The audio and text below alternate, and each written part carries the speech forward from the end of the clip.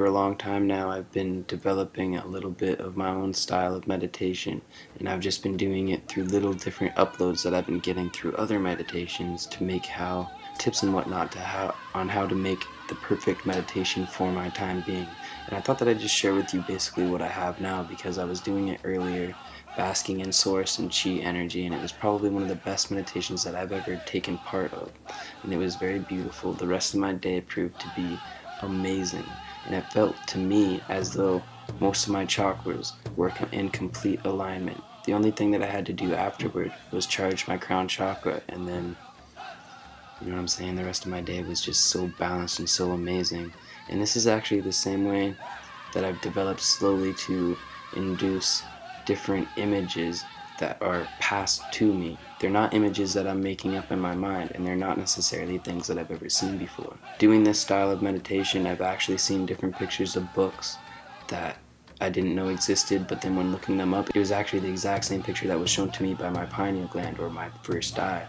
And it'll be on an angle, it'll be the exact same title, everything is exactly the same. This is the same way that I've seen different road signs, or different fruits and vegetables that I need to be eating, or different scenes from military of people that I don't even know. But there's definitely something to this. But anyone who follows my directions completely right now, and I hope that I can explain this perfectly, because it's difficult to explain, but it's very easy to do, and it's a very quick meditation. It took me about 15 minutes, and it completely restored my whole day. And I really believe that stepping it up every single day, and doing it every single day from 5 minutes to start, to 10 minutes when you get a little bit more, and then 15 minutes when you get a little bit better, and then 20, you know what I'm saying? You just completely continue to progress, because that's the way that this life is going. You have to completely continue to progress. It's the only way to go. So anyways, I'm done rambling right now. I'm going to try to get into showing you how it's done. Talking this way will actually turn on your pineal gland, and that's something that we've all come to slowly realize here. But if you can allow your fingers to touch, all of your fingers to touch your thumb, you're turning on your whole light-bearing consciousness. So that's going to allow you to push this a little bit further. And at the same time, you're going to want to put your tongue into sort of an S formation, where the tip of your tongue is touching the roof of your mouth just behind your top teeth. Closing your eyes and focusing your energy up toward it is going to really activate it, and this is when you might actually begin to see shapes. But it's also very important that if you haven't got the breathing down, then you're not going to receive images. If you haven't got the breathing down, you're not going to receive anything extra to that. The breathing is the main thing here. So keeping your fingers on your thumb, and then keeping your tongue in the proper position with your head back, forcing energy through to your eyes, forcing your energy to your first eye, and basking in that source energy. You're going to want to release all of your air and completely deflate yourself all the way to the biggest extent that you can, at which point you're going to remember the word da-hu-di, which is not going to be difficult for a lot of you who have studied ancient Egypt.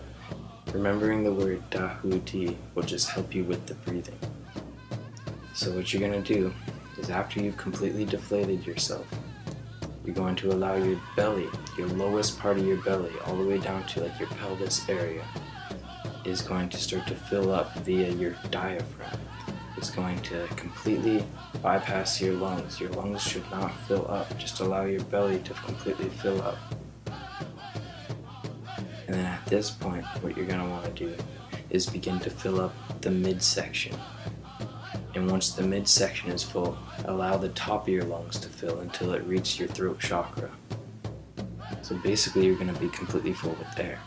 And the reason why I told you to remember da-hu-di is because if you can remember saying da-hu-di, da will fill up your belly, hu will fill up your midsection, and ti will fill up your lungs, like da-hu-di, da-hu-di. But you're not going to be doing it through your mouth. So just keep it in mind while you do it. Inhale through your nose. Your nose actually filters things that your mouth can't filter. That's why it has nose hairs and everything. It's made for breathing. So deflate yourself, do your da, hu, ti, till you are completely filled with energy. At this point, you're going to close your eyes and you're going to focus your energy from both said closed eyes up to your forehead, to your first eye, creating a pyramid. Keeping in mind that you need to be sitting up straight and have your head completely back, allowing your kundalini to rise and actually accept into the back of your skull. Because a lot of people with poor posture can actually cut off their own kundalini if they're not mindful of this. Sitting up straight, being mindful of your chakras, inhale with ta, hu, ti, slowly till you are completely full. Close your eyes, focus your energy up toward your first eye, and sit up straight. At this point, you're going to hold your breath. Just keep on holding it. And just hold it because it's going to be very comfortable. You're going to realize that you can go a lot longer and that you've actually been wasting a lot of the air that you use. Every breath, you can bask in that source, you can bask in that prana, you can bask in that organ. So realize that you're basking in it. You're going to want to start to send it from your chest down to your belly and then back up to your chest and down to your belly and back up to your chest, creating kind of a whirlpool of the air that's already inside you. And this will keep it moving, this will keep any unused oxygen flowing, and then you'll actually realize that you can go quite a while. Don't push it too far, don't give yourself a headache or anything.